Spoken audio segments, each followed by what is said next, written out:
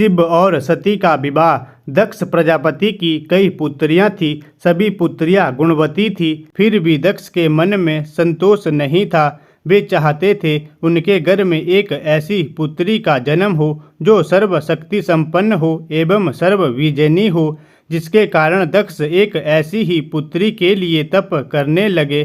तप करते करते अधिक दिन बीत गए तो भगवती दुर्गा ने प्रकट होकर कहा, मैं तुम्हारे तप से प्रसन्न हूँ, तुम किस कारण बस तप कर रहे हो। दक्ष ने तप करने का कारण बताया तो माँ बोली, मैं स्वयं पुत्री रूप में तुम्हारे यहाँ जन्म धारण करूँगी। मेरा नाम होगा सती। मैं सती के रूप में जन्म लेकर अपनी लीलाओं का विस्तार करूँगी। फलतः भगवती दुर्गा ने सती रूप में दक्ष के यहाँ जन्म लिया। सती दक्ष की सभी पुत्रियों में सबसे अलौकिक थी। सती ने बाल्यावस्था में ही कई ऐसे अलौकिक आश्चर्यचकित करने वाले कार्य कर दिखाए थे, जिन्हें देखकर स्वयं दक्ष को भी विस्मयता होती रहती थी। जब सती विवाह योग्य हो गई तो दक्ष को उनके लिए वर की चिंता होने लगी। उन्होंने ब्रह्मा जी से इस विषय में परामर्श किया। ब्रह्मा जी ने कहा, सती दुर्गा का अवतार है। दुर्गा आदि शक्ति और शिव आदि पुरुष है, अतः सती के विवाह के लिए शिव ही योग्य और उचित वर है। दक्ष ने ब्रह्मा जी की बात मानकर सती का विवाह भगवान शिव के साथ कर दिया। सती कैलाश में जाकर भगवान शिव के साथ रहने लगी। भगवान शिव दक्ष के दामाद थे, किंतु एक ऐसी घटना घटित हो गई जिसके कारण दक्ष के हृदय में भगवान शिव के प्रति बैर और विरोध भाव पैदा हो गया। एक बार देवलोक में ब्रह्मा ने धर्म के निरूपण के लिए एक सभा का आयोजन किया था। सभी बड़े बड़े देवता सभा में एकत्र हो गए थे। भगवान शिव भी इस सभा में बैठे थे। सभा मंडल में दक्ष का आगमन हुआ।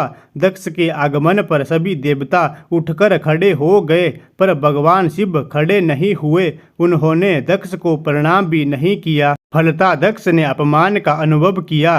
केवल यही नहीं, उनके हृदय में भगवान शिव के प्रति ईर्ष्या की आग जल उठी। वे उनसे बदला लेने के लिए समय और अवसर की प्रतीक्षा करने लगे।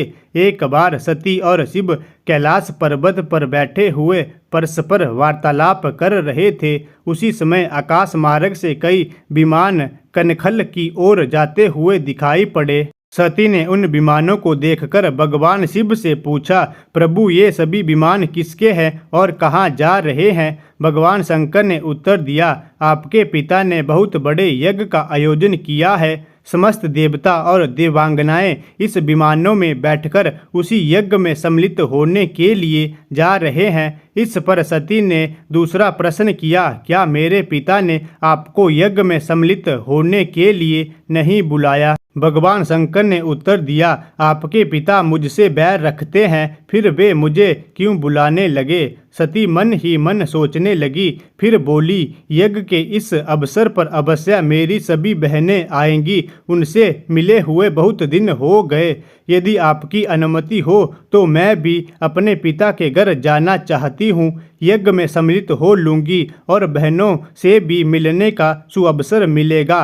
भगवान शिव ने उत्तर दिया, इस समय वहाँ जाना उचित नहीं होगा। आपके पिता मुझसे जलते हैं, हो सकता है वे आपका भी अपमान करे। बिना बुलाए किसी के घर जाना उचित नहीं होता है। इस पर सती ने प्रश्न किया, ऐसा क्यों। भगवान शिव ने उत्तर दिया, विवाहित लड़की को बिना बुलाए पिता के घर नहीं जाना चाहिए, क्योंकि विवाह हो जाने पर लड़की अपने पति की हो जाती है।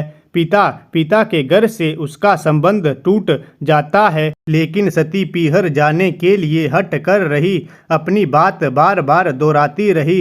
उनकी इच्छा देखकर भगवान शिव ने पीहर जाने की अनुमति दे दी। उनके साथ अपना एक गण भी साथ में भेज दिया। उस गण का नाम वीरभद्र था। सती वीरभद्र के साथ अपने पिता के घर गई। घर में सती से किसी ने भी प्रेम पूर्वक वार्तालाप नहीं किया। दक्ष ने उन्हें देखकर कहा, तुम क्या यहाँ मेरा अपमान कराने आई हो? अपनी बहनों को तो देखो, वे किस प्रकार भांति भांति के अलंकारों और सुंदर वस्त्रों से सुसज्जित है। तुम्हारे शरीर पर मात्र बागंबर है। तुम्हारा पति शमशानवासी और भूतों का नायक है। वह तुम्हें बागंबर छोड़कर और पहना ही क्या सकता है? दक्ष के कथन से सती के हृदय में पश्चाताप का सागर उमड़ पड़ा। वे सोचने लगी, उन्होंने यहाँ आकर अच्छा नहीं किया।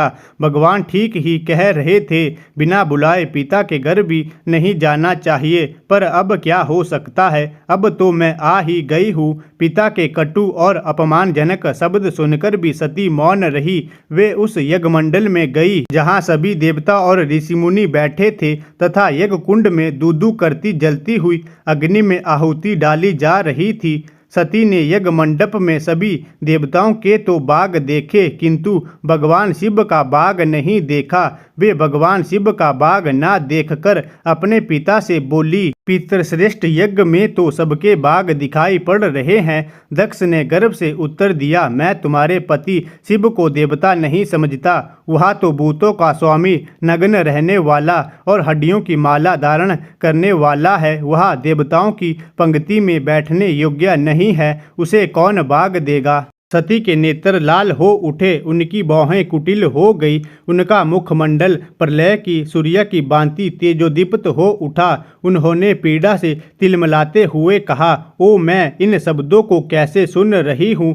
मुझे धिक्कार है। देवताओं, तुम्हें भी धिक्कार है। तुम भी उन कैलाशपति के लिए इन शब्दों को कैसे सुन रहे हो जो मंगल के प्रतीक है और जो क्षण मात्र में संपूर्ण सृष्टि को नष्ट करने की शक्ति रखते हैं। वो मेरे स्वामी है। नारी के लिए उसका पति ही स्वर्ग होता है। जो नारी अपने पति के लिए अपमानजनक शब्दों को सुनती है, उसे नरक में जाना पड़ता है। पर पृथ्वी सुनो, आकाश सुनो और देवताओं तुम भी सुनो। मेरे पिता ने मेरे स्वामी का अपमान किया है। मैं अब एक क्षण भी जीवित रहना नहीं चाहती। सती अपने कथन को समाप्त करती हुई यज्ञ के कुंड में कूद पड़ी। जलती हुई आहुतियों के साथ उनका शरीर भी जलने लगा। यज्ञ मंडप में खलबली पैदा हो गई। हाहाकार मच गया। देवता उठकर खड़े हो गए। वीरभद्र क्रोध से कांप उठे। वे उछल उछल कर यज्ञ का विध्वंस करने लगे। यज्ञ मंडप में भगदड़ मच गई। देवता और ऋषि मुनि बाग खड़े हुए। वीरभद्र ने देखते ही देखते दक्ष का मस्तक काटकर फेंक दिया। यह समाचार भगवान शिव के कानों में भी पड़ा। वे प्रचंड आंधी की भांति कनखल जा पहुँचे। सती के जले हुए शरीर को देखकर भगवान शिव ने अपने आप को भूल गए। सती के प्रेम और उनकी भक्ति ने शंकर के मन को व्याकुल कर दिया। उन शंकर के मन को व्याकुल कर दिया जिन्होंने काम पर भी विजय प्राप्त की थी और जो सारी सृष्टि को नष्ट करने की क्षमता रखते थे।